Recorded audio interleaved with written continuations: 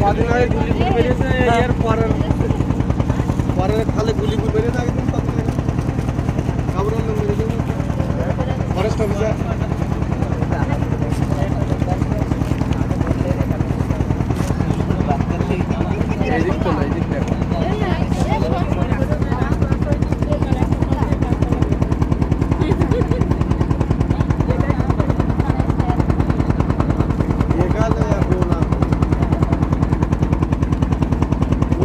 ঠিক আমি তো সেই